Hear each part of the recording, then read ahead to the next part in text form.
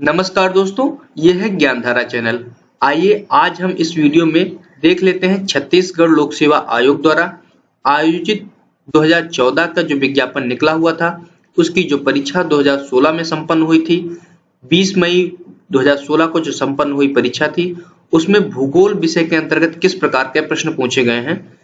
अगर हम इस तरह के प्रश्नों को देख लेते हैं कि विषयवार किस प्रकार के प्रश्न पूछे गए हैं, तो हमें एक अंदाजा मिल जाता है कि आगामी किस प्रकार के प्रश्न पूछे जाने की संभावना है। अगर हमें बिल्कुल जानकारी ना हो कि किस प्रकार के प्रश्न पूछे गए थे, तो थोड़ा दिक्कत होती है। अतः आपको सबसे पहले परीक्षा देने के पहले आपको जो पुराने प्रश्न पत्र आए हुए हैं, उनको देख लेने से एक अंदाजा मिल जाता है कि किस स्तर के, किस लेवल के प्रश्न पूछे जा रहे हैं। तो हम बात करेंगे आज इस वीडियो में जो है भूगोल विषय के बारे में। तो अगर आपका विषय हिंदी है तो आप हिंदी विषय का जो है पेपर डाउनलोड कर लीजिएगा। आपका अंग्रेजी है तो आप अंग्रेजी डाउनलोड कर लीजिएगा। अब आपको डाउनलोड कैसे करना है कि आप छत्तीसगढ़ लोक सेवा आयोग की जो ऑफिशियल वेबसाइट है cgpsc.gov.nic.in, उस पे आप जाइएगा और वहां पे मॉडल आंसर्स करके एक ऑप्शन है लेफ्ट साइड में, उससे आप जो है उसको डाउनलोड करिएगा। आपको पेपर्स डाउनलोड हो जाएंगे। तो आपको बताते चले कि जो लिखित परीक्षा होनी है सहायक अध्यापक उच्च शिक्षा विभाग में, मतलब असिस्टेंट प्रोफेसर की जो भर्ती होनी है, उसके लिए जो है क्या करना है कि लिखित परीक्षा जो होनी है वो 300 अंकों की है। 300 अंकों में 100 अंकों की जो परीक्षा है वो क्या है, सामान्य अध्ययन छत्तीसगढ़ विशेषांक के रूप में है। और जो है दूसरा जो है वो है विषय से, जहां पर 100 प्रश्न पूछे जाएंगे 200 अंकों के। तो कुल मिलाकर के क्या है, 300 अंकों की परीक्षा होनी। आपको बताते चले कि इसमें जो मिनिमम क्वालिफाइंग मार्क्स है, आपको क्वालिफाई करना है, वो 33% है। इसी तरह से SC ST के लिए ये जो क्वालिफाइंग मार्क्स है वो 23% है। तो आइए देख लेते हैं कि भूगोल विषय के लिए जो है प्रश्न किस प्रकार से पूछे गए थे। तो पहला प्रश्न है कि पृथ्वी के उद्गम के बारे में गैसों की ठंडी निहारिका की परिकल्पना निम्न में से किसके द्वारा प्रतिपादित की गई।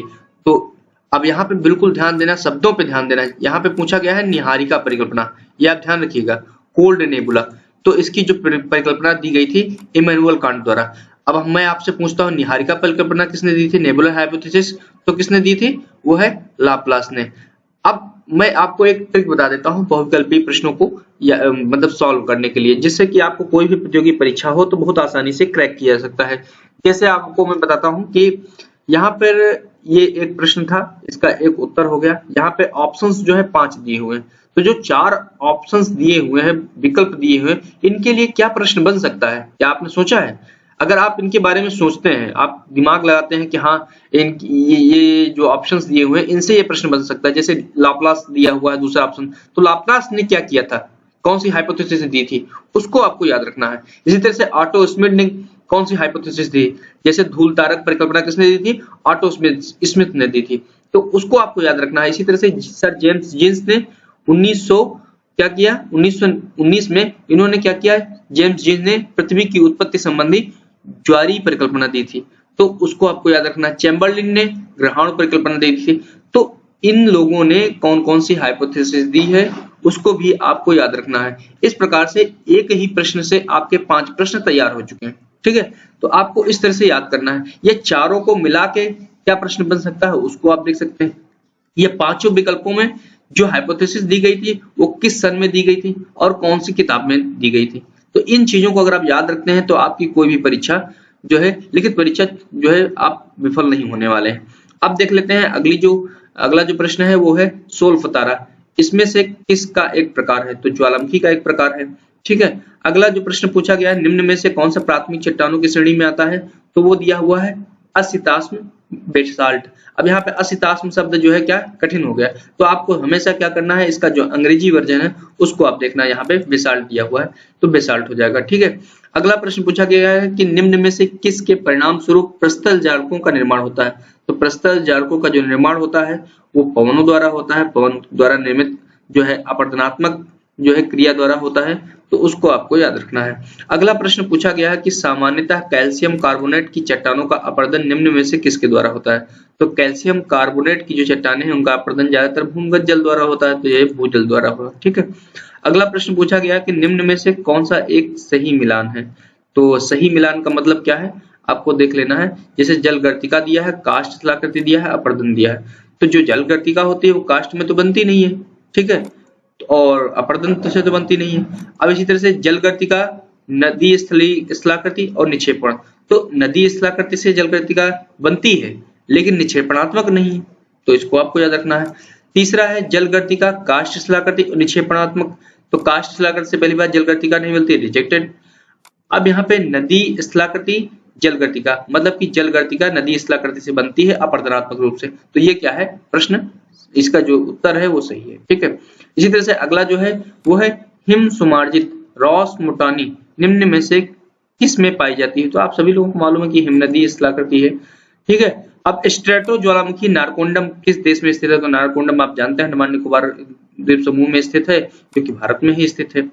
अब जो कि आपको पता चला कि अपरदन चक्र के डेविसियन चक्र के अंतिम चरण में क्या कौन सा है, क्या बनता है। तो बाढ़ का मैदान, पन मैदान, पेनी प्लेन, बाजाडा, डेल्टा मैदान। तो यहाँ पे पेनी प्लेन बनता है, आप जानते ही हैं।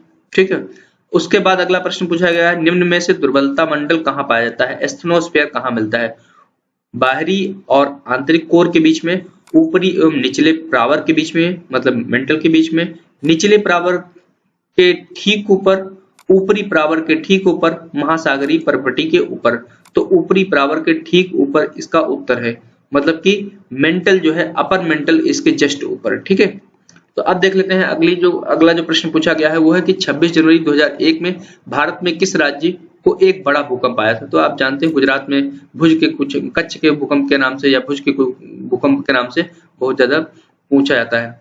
अब ये दिया हुआ है डैश डैश डैश के तट पर अनुदिश जिन स्थलाकृतियों का अध्ययन किया गया उसमें काष्ठ स्थलाकृतियां सर्वप्रथम थी। तो वो कौन सा सागर है, ये ऑप्शंस दिए हुए हैं, एड्रियाटिक सागर, अरल सागर, एजियन सागर, अंडमान सागर, अराफुरा सागर। तो आपको यहाँ पर उत्तर क्या है, एड्रियाटिक सागर। ठीक है, तो अब आपसे प्रश्न पूछा गया है कि वायुमंडल में आयतन की दृष्टि से सबसे कम अनुपात किसका है, कौन सी गैस का। तो जो शुरुआत की 5-6 गैसें हैं उनका आप अनुपात याद कर लीजिए कि वायुमंडल में कौन कौन सी पाई जाती हैं। तो पहले नंबर पे क्या है, नाइट्रोजन है, दूसरे पे ऑक्सीजन है, तीसरे पे आपका जो है आर्गन है, फिर उसके बाद कार्बन डाइऑक्साइड है, उसके बाद जो है आपके जो अन्य गैसें हैं वो है। तो आपको सबसे पहले याद रखना है कि नाइट्रोजन है, नाइट्रोजन के बाद ऑक्सीजन है, ऑक्सीजन के बाद जो है आपका ऑर्गन है, ऑर्गन के बाद कार्बन डाइऑक्साइड है। आपको ये क्रम याद रखना है। तो नाइट्रोजन 78% लगभग में है, उसी तरह से जो ऑक्सीजन है वो आपकी जो है 20% 21% है, इसी तरह से आपका आर्गन जो है वो 0.93% है, कार्बन डाइऑक्साइड 0.03% है। तो आपको इनका एक क्रम याद रखना है। तो यहाँ पे नियान क्या है, सबसे कम है, क्योंकि अन्य गैसों में सबसे कम है। ठीक है, तो आपको एक क्रम याद रखना है, कई परीक्षाओं में पूछा जाता है। अगला प्रश्न है कि निम्न में से कौन सी ट्रेस गैस वायुमंडल में नहीं पाई जाती। तो वो है ऑक्सीजन गैस। ठीक है, अब जो है अगला प्रश्न पूछा गया है कि निम्न में से किस शहर में संवहनीय वर्षा होती है। तो संवहनीय वर्षा आप जानते हैं कि मुख्यतः जो है भूमध्य रेखीय क्षेत्रों में होती है। तो भूमध्य रेखीय क्षेत्रों में कौन सा स्थित है, जैसे थिम्पू है, थिम्पू तो नहीं स्थित है जो क्योंकि पोस्ट क्षेत्र में पड़ता है। केप टाउन भी जो है नहीं है, जेरूसलम भी नहीं है, जयपुर भी नहीं है। तो जकार्ता जो है, जो कि इंडोनेशिया की राजधानी है, वो जो है उष्णकटिबंधीय जो विषुवत रेखीय जो पेटी है उसी पड़ता है, इसलिए वहां पे संवहनीय वर्षा। ठीक है, वह वायुमंडलीय परत जो जैव मंडल का एक भाग है उसे कहा जाता है, कौन सा कहा जाता है, क्षोभ मंडल, क्योंकि क्षोभ मंडल जो है जुड़ा हुआ है जमीन से, तो उसको जो है उसमें विभिन्न प्रकार की जो जैविक क्रियाएं हैं संपन्न होती है, इसलिए उसको क्या कहा गया है, जैव मंडल का एक भाग कहा गया, जबकि और भी परतें दी हुई है।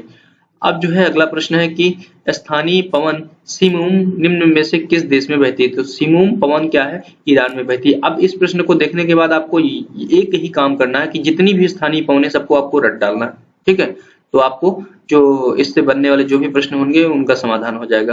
तो अगला प्रश्न है कि निम्न में से कौन सा उष्णकटिबंधीय चक्रवातों से प्रभावित नहीं होता है।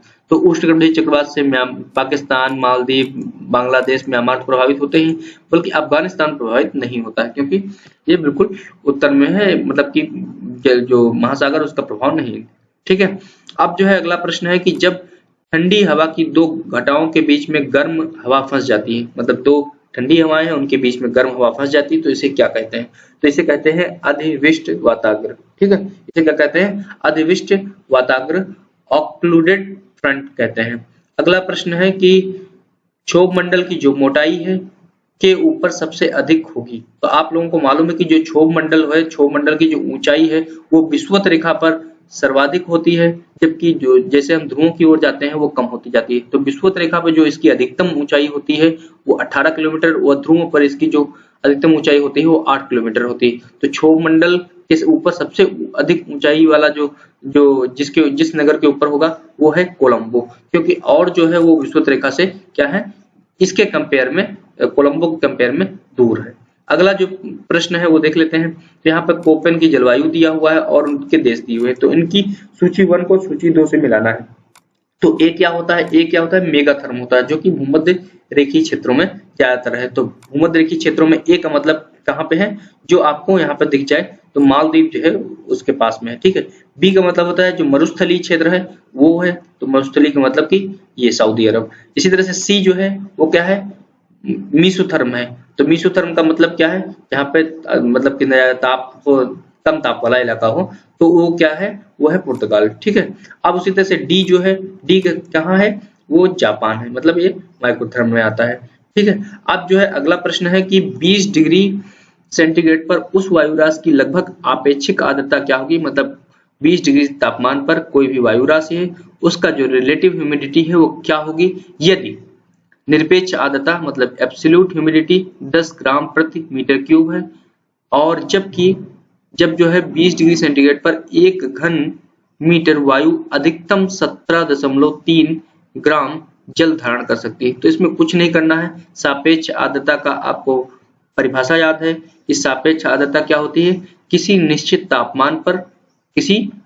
तापमान पर वायुमंडल में या वायु की एक निश्चित राशि में उपस्थित निरपेक्ष आर्द्रता, मतलब कि जो वायुमंडल में उपस्थित जो आर्द्रता है, और उस वायु राशि के अधिकतम जो है जल धारण करने की जो क्षमता का जो अनुपात है उसे क्या कहा जाता है, सापेक्षिक आर्द्रता या आपेक्षिक आर्द्रता कहा जाता है। तो आपको कुछ नहीं करना, 10/17.3 गुणे 100 कर देना है, ठीक है। तो कितना हो जाएगा, वो लगभग में 57.88 कुछ आएगा, तो कितना हो जाएगा, ये 58% हो जाएगा, ठीक है। आपको इसको निकाल लेना है। अब जो है अगला प्रश्न है कि निम्न में से किस देश में अधिकतम पश्चिमी हवाएं बहती हैं। तो पश्चिमी जो हवाएं हैं मतलब कि वेस्टर्लीज जो बहती हैं, वेस्टर्लीज विंड, वो कहाँ है, अर्जेंटीना में, ठीक है। तो वेस्टर्लीज आप जानते हैं किस मेखला में बहती है, 30 से 35 से लेके 60 से 65 के बीच में तो बहती है, तो उनको याद रखना है। तो सबसे अधिक चौड़ी महाद्वीपीय समतल विश्व के किस भाग से जुड़ी हुई है, तो आपको याद रखना है साइबेरिया में, उत्तर। अगला प्रश्न है कि मिलान करना सूची 1 को सूची 2 से, एक तरफ महासागर सागर दिए हुए हैं और दूसरी तरफ जो है महासागरीय कटक दिए हुए हैं। तो अटलांटिक महासागर में कौन सा कटक है, प्रशांत महासागर, आर्कटिक, अरब, इस तरफ कटक दिए हुए हैं एडेन, कोकोस, डॉल्फिन और मेंडेलिव। तो आपको मालूम है कि अटलांटिक महासागर में कौन कौन से कटक, उनको आप रट डालिए आज। तो अटलांटिक महासागर के अंतर्गत ये डॉल्फिन कटक है, ठीक है, डॉल्फिन कटक है। और चैलेंजर भी आप जानते होंगे, नहीं, जो डॉल्फिन है, डॉल्फिन के अलावा आप एजोस जानते होंगे, इस तरह के कई जो है कटक जो है उत्तरी अटलांटिक और दक्षिणी अटलांटिक में आप जानते होंगे। वहां पे एक है केप वर्डे, तो वहां पे आप देख सकते हैं कि सेंट हेलेना द्वीप है वो, जो कि कटकों को डिवाइड करती है, ठीक है। अगला जो है वो है जैसे प्रशांत, तो प्रशांत महासागर में कौन सा कटक है, वो है कोकोस। जो आर्कटिक है, तो आर्कटिक में कौन सा कटक है, वो है आपका मेंडेलिव। और अरब सागर में जो कटक है वो है एडेन। अगला प्रश्न देख लेते हैं कि महासागरीय तल का सबसे गहरा भाग कहाँ स्थित है, तो वो है प्रशांत महासागर में, आप जानते ही हैं कि मैरियाना ट्रेंच। उसके बाद जो है महासागरीय कटक डॉल्फिन राइज जो है कहाँ पर स्थित है, वो अटलांटिक महासागर, इसके पहले प्रश्न में पूछा जा चुका है। निम्न में से कौन सा महासागरीय निक्षेप एक अम्बुधि या वेलापवर्ती निक्षेप है। अब अम्बुधि, वेलापवर्ती, इस तरह के शब्द अगर आते हैं तो आप समझ नहीं पाएंगे क्या है, तो इसका आप अंग्रेजी वर्जन देख लीजिएगा कि पैलेजिक डिपोजिट कौन सा है। Which of the following ocean deposits is a pelagic deposit, ठीक है। तो ये आप लाल मृत्तिका है, आप उसको याद रखिएगा, लाल मृत्तिका, रेड क्ले। अब अगला प्रश्न है कि हस्तक्षेपी उथली सरणी या अनूप, मतलब जो लैगून है के साथ सामान्यतः किनारे से जुड़ी प्रवाल भित्तियों को कहा जाता है, क्या कहा जाता है। तो अब इतना ये समझने में थोड़ा आपको दिक्कत हो सकती है, तो आपका इसका अंग्रेजी वर्जन पढ़िएगा। coral reefs that are generally found attached to the shore, which are intervening shallow channels or a lagoon is called। तो ये समझ में आएगा। तो क्या है वो फ्रिंगिंग जो है रीफ कहलाता है, फ्रिंगिंग रीफ कहलाता है। तो अगला प्रश्न है कि निम्न में से महासागरीय जल में लवणीयता का दूसरा सबसे बड़ा घटक कौन सा है? सोडियम। तो अब आपको यही तुरंत याद रखना है कि पहला जो है घटक कौन सा है और आप उसको याद करिएगा। अगला जो है प्रश्न है कि निम्न में से किस जल राशि की लवणीयता सबसे कम है? तो वह है बाल्टिक सागर। ठीक है। अगला है निम्न में से किस समुद्री जलमार्ग का आर्थिक महत्व अधिक है? तो वो है स्वेज नहर। स्वेज नहर में सबसे ज्यादा जो है आर्थिक व्यापार होता है। ठीक है। अब अगला प्रश्न है निम्न में से किस अधिनियम के प्रावधानों द्वारा जलयानों एवं अपतटीय मंचों से होने वाले प्रदूषण का नियंत्रण भारत सरकार द्वारा किया जाता है? तो वो है मर्चेंट शिपिंग अधिनियम 1958। ठीक है। अब जो अधिनियम दिए हुए हैं, मेजर पोर्ट ट्रस्ट अधिनियम क्या है, तट रक्षण रक्षक अधिनियम 1950, समुद्री क्षेत्र अधिनियम 1976, भारतीय पत्तन अधिनियम 1908। तो ये जो भी दिए हुए अधिनियम वो किस लिए बनाए गए हैं उनको आपको याद रखना है। लेकिन अभी जो प्रश्न पूछा गया उसका उत्तर क्या है, मर्चेंट शिपिंग अधिनियम। किस लिए है आपको रट लेना है, क्या करना है कि प्रावधानों द्वारा क्या किया गया है, जलयानों एवं अपतटीय मंचों से होने वाले प्रदूषण को नियंत्रित करने के लिए किया गया मर्चेंट शिपिंग अधिनियम। अगला जो प्रश्न है वो मिलान करने के लिए सूची 1 को सूची 2 से, जहां पर महासागर या सागर दिए हुए हैं, दूसरी तरफ महासागरीय खाइयां या गहराइयां दी हुई हैं। तो अटलांटिक महासागर, प्रशांत महासागर, हिंद महासागर, कैरिबियन सागर, और उनके जो है यहाँ पे आपको दिए हुए खाइयां रोमांस, चैलेंजर, केमन और डायमंटिना। ठीक है। तो आपको मालूम है कि जो अटलांटिक महासागर है उसमें कौन सा जो है क्या है खाई है या गर्त है, तो वो है रोमान। ठीक है, रोमांस। और जो प्रशांत महासागर है उसमें कौन सा है, वो है चैलेंजर। हिंद महासागर में कौन सा है, हिंद महासागर में है डायमंटिना। इसी तरह से कैरिबियन सागर में कौन सा है, वो है आपका केमन। तो आपको मिला दीजिएगा, ये पूरा जो है आपका उत्तर हो जाएगा। अगला प्रश्न है कि आधुनिक भौगोलिक विचारधारा की नींव किसने रखी थी? तो हमबोल्ट और रिटर को संयुक्त रूप से आधुनिक भौगोलिक विचारधाराओं की नींव रखने का या आधुनिक भूगोल का जो है प्रणेता कहा जाता है, पिता कहा जाता है, जिन्होंने जो है 19वीं शताब्दी में भूगोल के विकास में अपना महत्वपूर्ण योगदान दिया। हमबोल्ट की जो प्रमुख पुस्तक रही है कॉस्मॉस, और रिटर की जो पुस्तक रही है अर्धकुंडे, काफी प्रचलित रही है और इस पर भी कई प्रश्न पूछे जाते हैं। अब आपको यहाँ पर Kant, Varenius, Huntington, Davis, Hettner, Richthofen, Humboldt, Davis, इन सब के बारे में आपको पढ़ लेना है। इनकी कौन सी प्रमुख किताबें हैं, क्या इन्होंने सिद्धांत दिया है और सिद्धांत का मतलब क्या है, इतना तो आपको आज रट लेना है। अगला प्रश्न है कि सूची 1 का मिलान सूची 2 से करें और नीचे दिए गए कोड में से उनका जो है सही उत्तर चुनें। तो आपको जाओ नियतवाद जो है किसने दिया वो आपको याद रखना है, who is the propounder of this neo determinism. संभाव्यतावाद जो है किसने दिया, नियतत्ववाद किसने दिया, आपको याद रखना है। ठीक है। अगर यहाँ पे आपको हिंदी समझने में दिक्कत है तो आप यहाँ पे सीधे जाइए नियो डिटर्मिनिज्म, पॉसिबिलिज्म, डिटर्मिनिज्म। ठीक है, आपको करना है। तो नियो जो नियतत्ववाद है वो किसने दिया था, आपको मालूम है भाई किसने दिया था, आप बताइए। तो वो है टेलर ने दिया था। अब संभाव्यतावाद जो है किसने दिया था, ब्लास ने दिया था, और नियतिवाद जो है रेडजल ने दिया था। तो उत्तर 9 ये हो गया। ठीक है। अब अगला प्रश्न है कि गणितीय भूगोल के संस्थापक किन्हें कहा जाता है? तो थेल्स और रेंजी बेंडर को संयुक्त रूप से गणितीय भूगोल का पिता कहा जाता है। रुको और जाओ नियतत्ववाद की अवगृहित धारणा किसने दी थी, वो थी ग्रिफिथ टेलर ने। अगला प्रश्न है निम्न में से पर्यावरणीय नियतत्ववाद का समर्थक नहीं है, कौन नहीं है? तो सैंपल बहुत बड़ी कट्टर जो है नियतिवादी थी। हंटिंगटन ने भी जलवायु का मानव जीवन पर प्रभाव का पूरी तरह से समर्थन किया। इनकी जो बुक्स थी पल्स ऑफ एशिया, और भी जो बुक्स थी क्लाइमेट एंड सिटीज, इस तरह से इनकी जो बुक थी, जैसे आपका मैंने आपको बताया कौन सा पल्स ऑफ एशिया हो गया, तो वो बहुत ज्यादा फेमस हुई थी। अब रेडजल भी पूर्णतः नियतिवादी थे और इनकी जो शिष्या थी सैंपल वो इनसे ज्यादा भी जो है पर्यावरणीय नियतिवादी थी। इब्न खालदून जो है अरब भूगोलवेत्ता थे। तो यहाँ पे जो है कार्ल सावर क्या है, वो पर्यावरणीय नियतिवेत्ता नहीं थे, ये क्या थे, एक जो है संभववादी भूगोलवेत्ता थे। अगला जो प्रश्न है कि भूगोल में विशेष एवं सामान्य शाखाएं दोनों हैं, इसे पहचानने में हेटनर किससे सहमत हुए थे? तो वो है वारेनियस। तो बर्नार्ड वारेनियस ने 1650 में ज्योग्राफिया जनरलिस नाम की एक किताब लिखी। उसमें उन्होंने भूगोल को दो प्रमुख विशेष भागों में, विशेष भूगोल और सामान्य भूगोल में बांटा था। तो आपको उसको याद रखना है। अब प्राचीन काल में भौगोलिक विचारधारा के विकास क्रम में व्यापक योगदान देने वाले निम्नांकित ग्रीक निवासियों को सही कालक्रम में व्यवस्थित करना है। तो आपको इस तरह के प्रश्न कई बार पूछे जाते हैं, तो आपको कालक्रम याद रखना है। यूनानी, उसके बाद आपको रोम के जो 3-4 लोग हैं उनको आप को याद रखना है। यूनानियों का पूरी तरह से आपको क्रम याद रखना है। अरब भूगोलवेत्ता, भारत के भूगोलवेत्ता, इन सब को पूरे जो क्रम है बहुत आपको कंठस्थ रखना है। तो यहाँ पे जो सही क्रम है वो आपको यहाँ पर दिया हुआ है कि एराटोस्थेनीज, एनाक्सिमेंडर, टॉलमी और अरस्तु।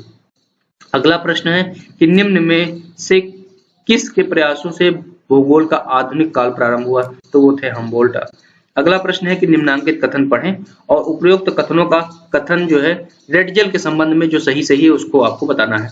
तो 19वीं सदी के उत्तरार्ध में जर्मन भूगोलवेत्ता में रेड जेल का प्रभुत्व था, पहला।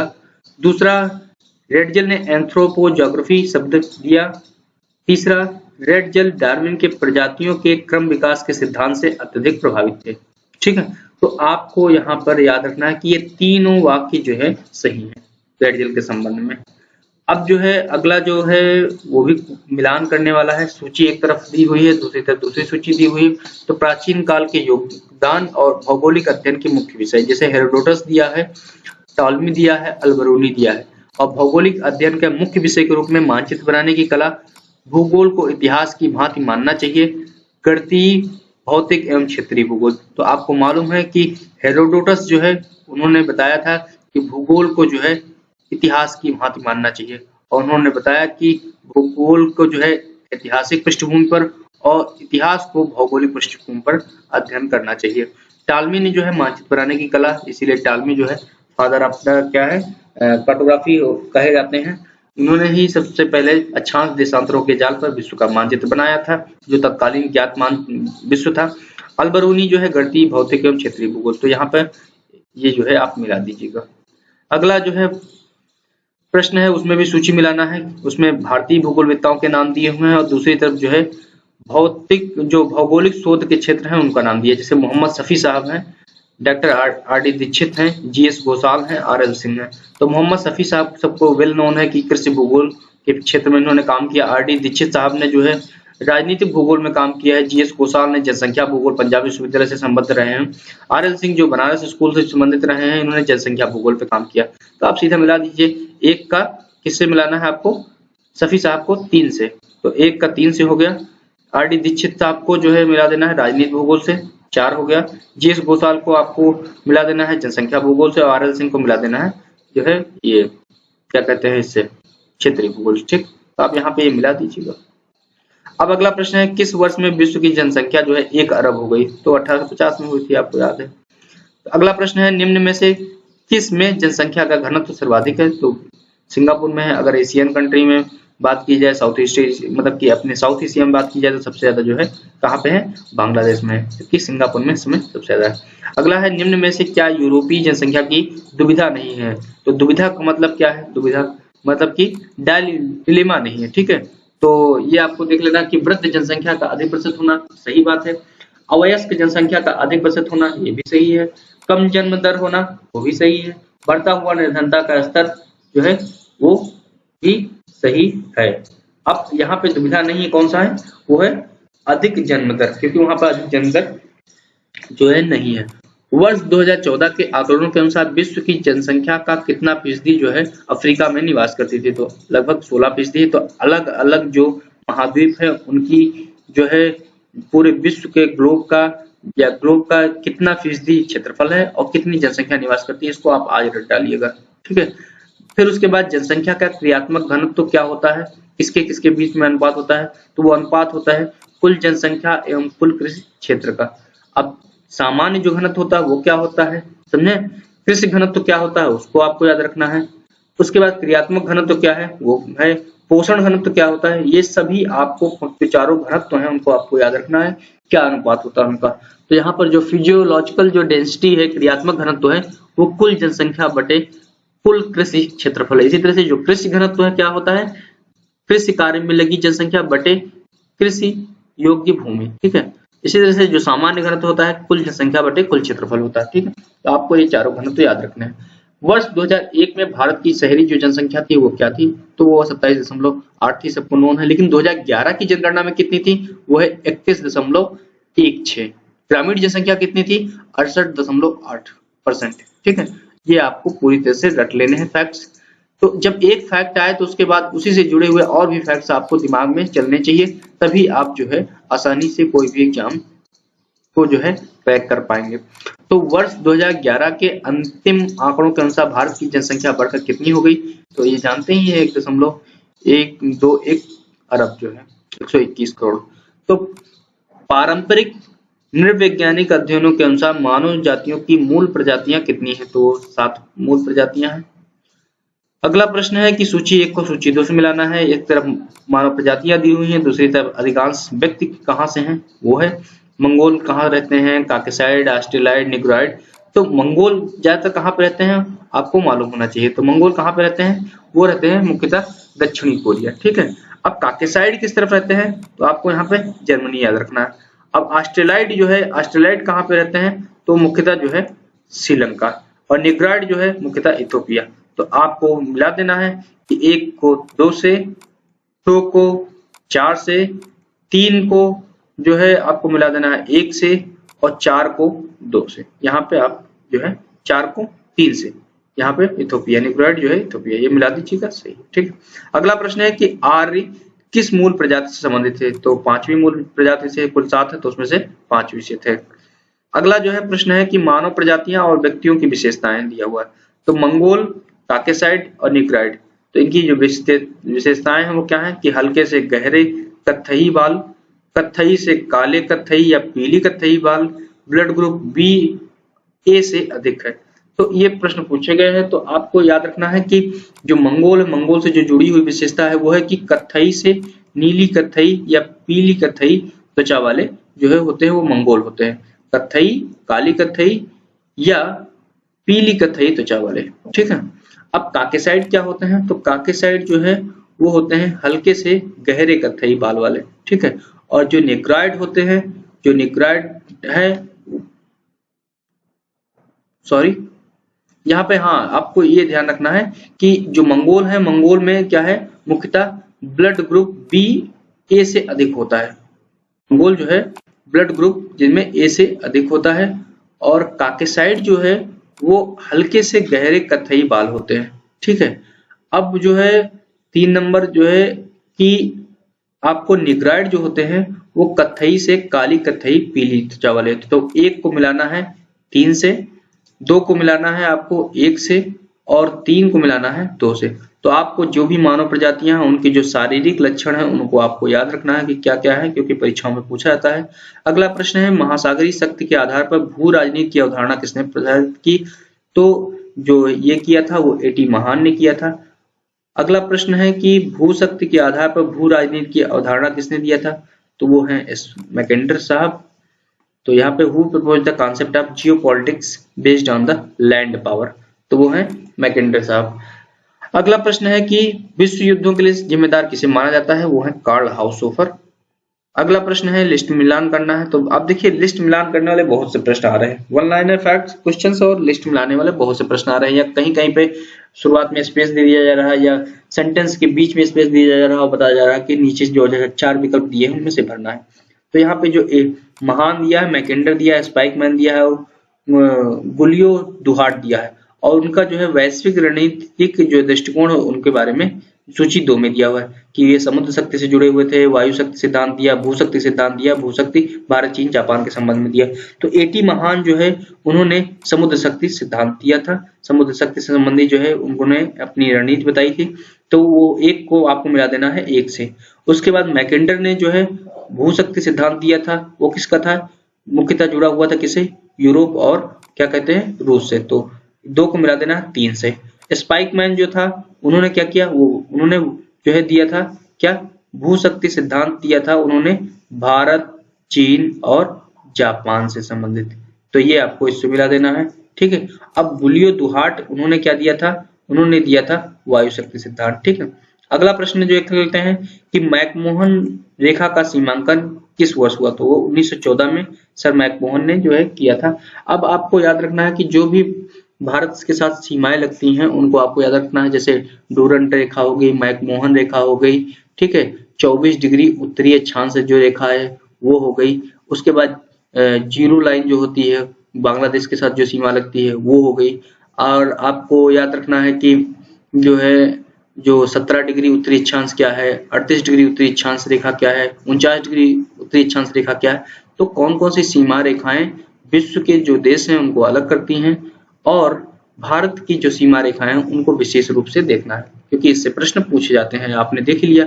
अगला प्रश्न है कि गिलगिट बाल्टिस्तान का प्रादेशिक विवाद निम्न में से किनके बीच है, तो वो है भारत और पाकिस्तान के बीच में। अगला प्रश्न है कि गढ़ सिद्धांत की व्याख्या करते हुए समय मैकिंडर द्वारा निम्न में से किस मानचित्र प्रक्षेप का उपयोग किया गया। अब गढ़ सिद्धांत क्या होता है किसको क्या मालूम, इसलिए अंग्रेजी वर्जन पढ़ना बहुत जरूरी है।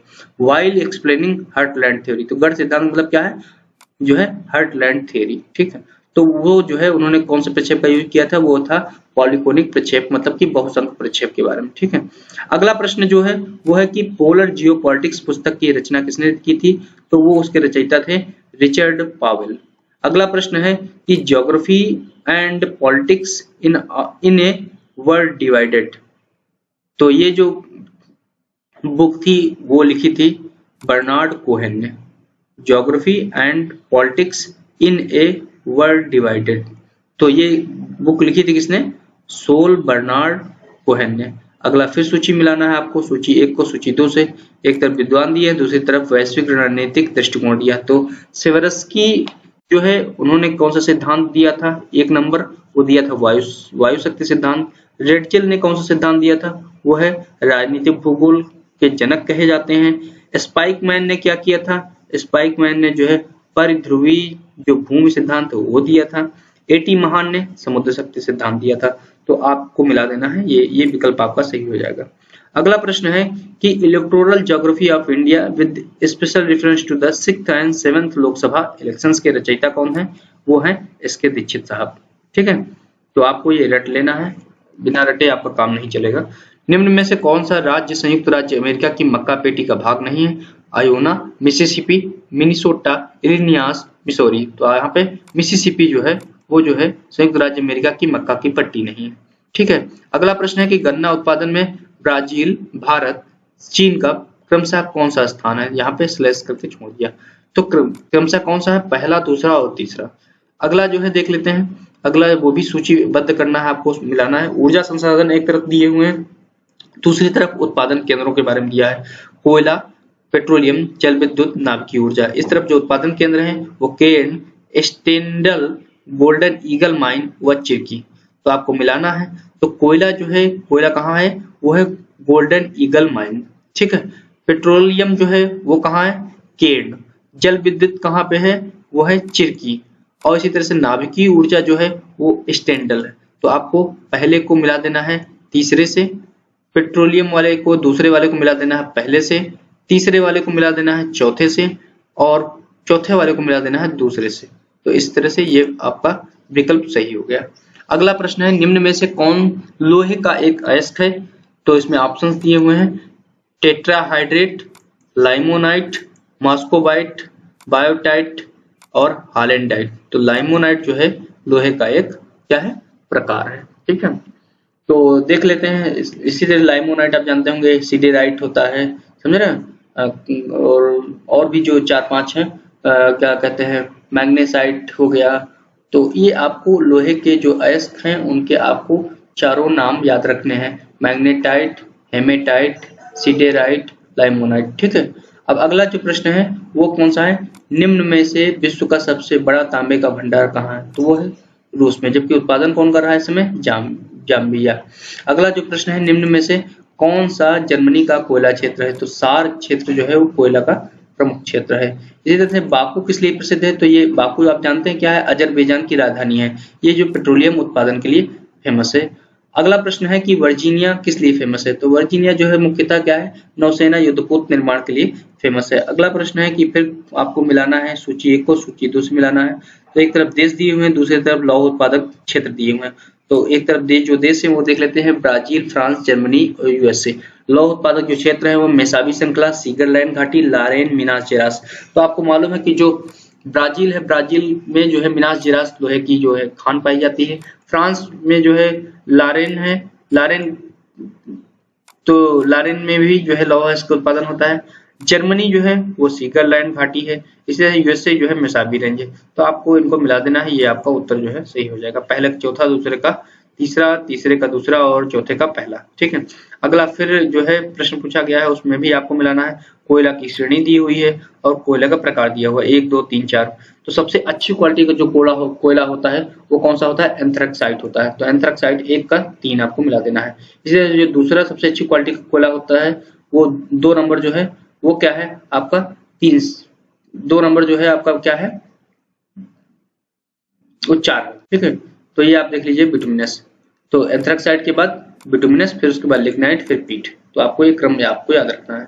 अगला प्रश्न है वो भी सूचीबद्ध करना है। तो धातु कर्म प्रकार एक तरफ दिए है, प्रक्रम दिए है, एक तरफ धातु दी है। तो बेसेमर, फेन प्लवन, बेयर, मैक आर्थर फॉरेस्ट। तो दूसरी तरफ धातु दी हुई है एल्युमिनियम, सोना, तांबा और लोहा। तो आपको इनको मिलाना है। तो आपको बताते चलें कि जो पहला है बेसेमर, जो प्रक्रिया होती है वो किन धातु में होती है? वो है लोहा। ठीक है, इसी तरह फेन प्लवन जो है वो होता है तांबा में, बेयर जो है वो है आपका एल्युमिनियम में, मैक आर्थर फॉरेस्ट जो है विधि है वो है सोना में। तो ये आपको मिला के देंगे तो आंसर आपका जो है ये 5वां नंबर से हो जाएगा। अगला जो है आपको दिया है कि भारत की भौगोलिक संरचनाओं में कितने समूहों में बांटा जा सकता है? तो भौगोलिक संरचना को आपको 4 भागों में बांटना है, 4 भागों में बांटा जा सकता है। अगला है कि गोंडवाना सिस्टम रॉक द्वारा प्राइमरीली जो है क्या है मुख्यतः किस घाटी में पाया जाता है? तो गोंडवाना जो तंत्र है, सेल है, वो मुख्यतः किस घाटी में पाया जाता है? तो वो है दामोदर घाटी में।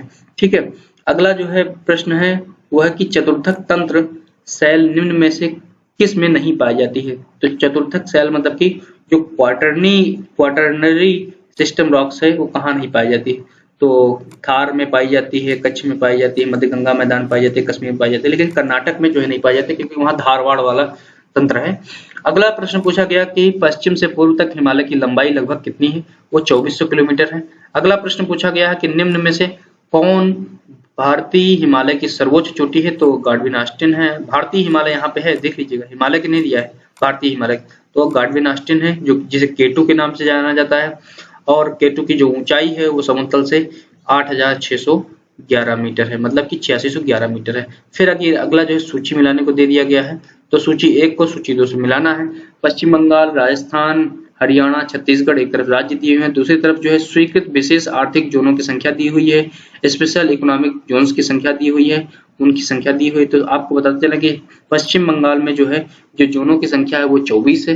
राजस्थान में जो है विशेष आर्थिक जोन है, सेज हैं, उनकी जो संख्या है वो 11 है।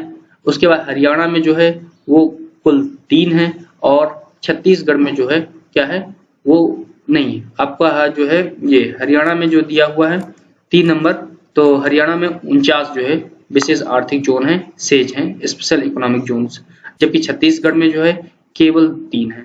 तो आपको यहाँ मिला देना है, पहले का तीसरा, दूसरे का चौथा, तीसरे का पहला और चौथे का दूसरा।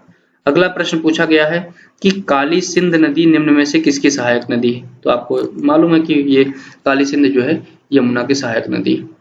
अगला प्रश्न है कि केरल में मानसून पहुंचने की सामान्य तिथि क्या है? तो केरल में मानसून पहुंचने की जो सामान्य तिथि है वो है 1 जून।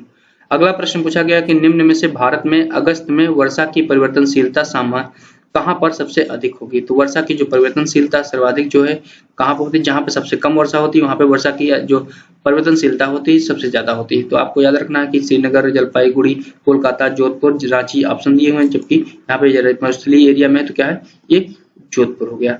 अगला प्रश्न पूछा गया कि हिमालय में अल्पाइन जो है जोन मध्य समुद्र से कितनी ऊंचाई पे मिलता है? तो आपको याद रखना है कि 3500 मीटर से अधिक ऊंचाई पे ही मिलता है। तो 3500 मीटर से लेकर जो है 50 5,000 मीटर तक जो है पाया जाता है। अगला प्रश्न है कि भूदान आंदोलन, जिसके जो आप जानते होंगे कि विनोबा भावे जी जो है मुखिया रहे हैं, उन्होंने इसका जो है संचालन किया। तो भूदान आंदोलन निम्न में से किस पंचवर्षीय योजना के दौरान जो है प्रारंभ हुआ? तो वो है पहली पंचवर्षीय योजना के दौरान प्रारंभ हुआ था। अगला प्रश्न है कि वनाच्छादन प्रतिशत की दृष्टि से भारतीय राज्यों में छत्तीसगढ़ का कौन सा स्थान है? तो छत्तीसगढ़ जो है तीसरे स्थान पे है। अगला प्रश्न पूछा गया कि छत्तीसगढ़ की वर्टिसॉल या कन्हार मृदा की गहराई निम्न में से क्या मानी जाती है? बहुत उथली, उथली, मध्यम, मध्यम से गहरी और गहरी। तो यहाँ पे जो है जो छत्तीसगढ़ की जो वर्टिसॉल होती है या कन्हार मृदा होती है वो गहरी मानी जाती है। अगला जो प्रश्न है वो देख लेते हैं। तो भारत में निम्न में से किस प्रकार की जो है मृदा का विस्तार सर्वाधिक है? तो आप जानते होंगे जरूर मृदा का है, लेकिन यहाँ पे जो है गलत दिया हुआ है, ठीक है। अगला जो प्रश्न है वो है कि मानसून रिट्रीट की तिथि दी हुई है कि मानसून जो लौटने की तिथि वो दी हुई है, और दूसरी तरफ क्षेत्र दिया हुआ। तो मानसून लौटने की जो तिथि है 1 सितंबर, 15 सितंबर, उसके बाद 15 अक्टूबर, 15 नवंबर। एक तरफ जो क्षेत्र है वो दिए हुए हैं बेंगलोर, अमृतसर, दिल्ली और रायपुर। तो 1 सितंबर जो है वहां पे जो मानसून जो वापस होने की जो तिथि है वो किस स्थान पे है? वो है आपकी जो है अमृतसर, ठीक है, आपको याद रखना है। वैसे आपको अगर आपके कॉन्सेप्ट क्लियर हैं तो आपको मालूम ही होगा। दूसरा है कि 15 सितंबर का जो है वो दिल्ली है, 14 उसके बाद 15 अक्टूबर जो है वो रायपुर, और जो है 15 नवंबर जो है बेंगलुरु, ठीक है। तो अगर आपके कॉन्सेप्ट्स क्लियर हैं तो ये प्रश्न कुछ नहीं है, समझे। तो यहाँ पे मैं केवल आपको प्रश्न के तरीके बता रहा हूँ, किस प्रकार के प्रश्न पूछे गए हैं उनको मैं आपके पास बोल के बता रहा हूँ, क्या डिटेल में नहीं जा रहा हूँ। हाँ, इन सभी प्रश्नों पर जो डिटेल में जो डिस्कशन करना है वो बाद में किया जाएगा किसी वीडियो में। तो देख लेते हैं अगला जो है वो अगला है कि फिर से सूची मिलान करना है। भारतीय जनजातियां दी हैं और राज्य दिया है। तो बैगा, भोटिया, कर्बी, रोंगपा। राज्य हैं असम, सिक्किम, उत्तराखंड और मध्य प्रदेश। तो बैगा जो जनजाति पाई जाती है वो मध्य प्रदेश में पाई जाती है। भोटिया जो है वो जो पाई जाती है वो उत्तराखंड में है। कर्बी जो है वो पाई जाती है आपकी जो है असम में, और रोंगपा जो है वो सिक्किम में पाई जाती है। तो आप मिलान कर दीजिएगा। अब जो है 5 प्रश्न और बचे हैं, उनको देख लेते हैं। भारत की वर्ष 2011 की जनगणना के अभिलेखानुसार भारत में अनुसूचित जनजातियों की संख्या लगभग कितनी है? तो अनुसूचित जनजातियों की जो संख्या है वो लगभग में कितनी है? 10 करोड़ 40 लाख के आसपास। और जो भारत की कुल जनसंख्या उसमें जो प्रतिशत में जो अनुसूचित जनजातियों की संख्या है वो 8.6% है। यहीं पे और भी बहुत से फैक्ट्स है, आपको याद कर लेना है। जैसे ठक्कर बाबा को जो है आदिवासियों का पितामह कहा जाता है या उनका जो फादर कहा जाता है। और आदिवासियों को जो है किस अनुसूची के तहत इनको रखा गया है, तो उसको आप याद रखना कि जो है आपको कि अनुच्छेद जो है 366 के तहत इनको रखा गया है। तो आपको इससे जुड़े हुए बहुत से फैक्ट्स आपको याद रखने हैं जनजातियों से संबंधित। तो भारत की वर्ष 2011 की जनगणना के अभिलेखानुसार छत्तीसगढ़ में अनुसूचित जनजातियों की जो संख्या थी वो कितनी थी? लगभग में जो है कितनी थी? वो 80 लाख थी। तो आपको छत्तीसगढ़ में जनजातियों पर विशेष फोकस करना है, क्योंकि ये आपके सामान्य अध्ययन की परीक्षा में पूछे जा सकते हैं और भूगोल विषय के रूप में भी पूछे जाते हैं। अगला प्रश्न है कि छत्तीसगढ़ खाद्य एवं प्रसंस्करण उद्योग नीति 2012 का विस्तार एवं प्रभावी अवधि क्या है? तो उनका जो विस्तार है वो नवंबर 2012 से लेकर के अक्टूबर 2017 तक है। अगला प्रश्न है भारत में बहुउद्देशीय नियोजन के अंतर्गत पंचायतें किस स्तर पे होती हैं? मतलब जो मल्टी लेवल जो प्लानिंग हुई थी इंडिया में, उसमें पंचायती राज किस लेवल पे है? वो है 5वें लेवल पे। अगला प्रश्न जो है वो है जमशेद जी टाटा द्वारा पहले जो लौह इस्पात उद्योग की स्थापना किस वर्ष की गई थी? तो वो की गई थी 1907 में।